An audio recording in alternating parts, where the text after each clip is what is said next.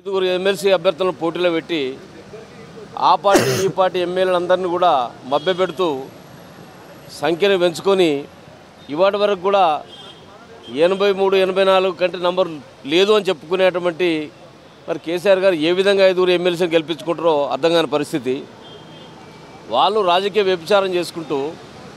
ఇవాళ Telugu Desam party B form పైన గెలిచినటువంటి ఎమ్మెల్యేలను రేపు ఓటు వేయాల్సినటువంటి వ్యక్తిని నిన్నటికి నిన్న ఒక స్వయంగా ముఖ్యమంత్రి గారి ఇంటికి పిలిపించుకొని క్యాంప్ ఆఫీస్ పిలిపించుకొని అతను కండగొప్పినప్పుడు మరి అతని మీద కూడా ఎందుకు కేసు పెట్టలేదు, అతని మీద ఎందుకు ఏసీబీ రైడ్ చేయలేదని చెప్పి నేను ప్రశ్నిస్తూ ఉన్నా. సరే ఇంటికి పిలిపించుకొని కండవ కప్పి వేరే పార్టీ ఎమ్మెల్యేను మభ్యపెట్టినటువంటి ముఖ్యమంత్రికి ఒక న్యాయము. ఇవాళ ఒక స్వతంత్ర అభ్యర్థి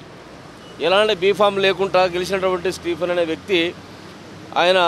నియమించబడిన వ్యక్తి, నామినేట్ చేయబడిన వ్యక్తి స్వయంగా అతడు ఫోన్ చేసి మాట్లాడి నాకు అసంతృప్తి ఉంది, ఈ ప్రభుత్వం సరైన విధంగా వ్యవహరించడం లేదు, నేను ఓటేయాలనుకుంటున్నా అంటే కృతజ్ఞతాభావంగా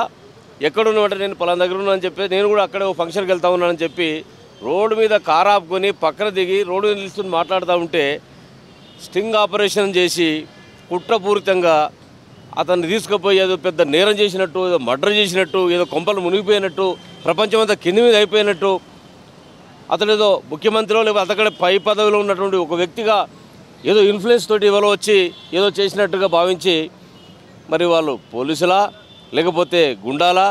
రౌడీలా, అతను చంపడానికి తీసుకుపోయినా, అతను భయపెట్టడానికి తీసుకుపోయినా, భయప్రాంత గురి చేయడానికి తీసుకుపోయినా అర్థం కాని పరిస్థితి. ఇవాళ